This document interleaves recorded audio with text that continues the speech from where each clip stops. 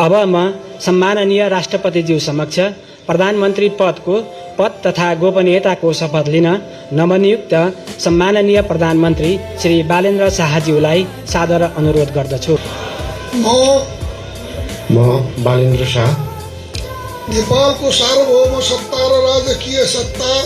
नेपालको सार्वभौम सत्ता र राजकीय सत्ता नेपाली जनतामा निहित रहेको नेपालको संविधानप्रति पूर्ण वफादार रही सत्यनिष्ठापूर्वक प्रतिज्ञा गर्दै ईश्वर देश र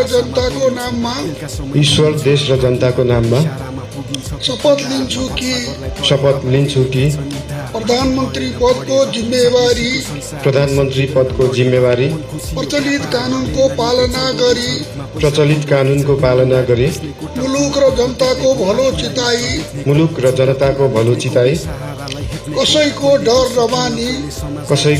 नमानी पक्षपात नगरी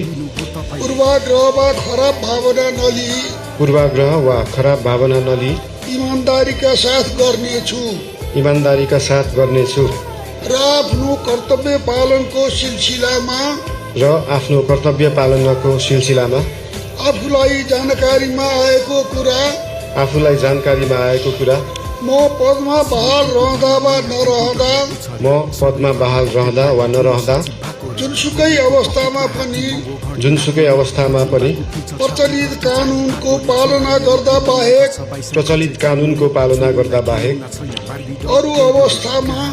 अरू अवस्थामा कुनै किसिमबाट पनि प्रकट वा सङ्केत गर्ने छैन। धन्यवाद।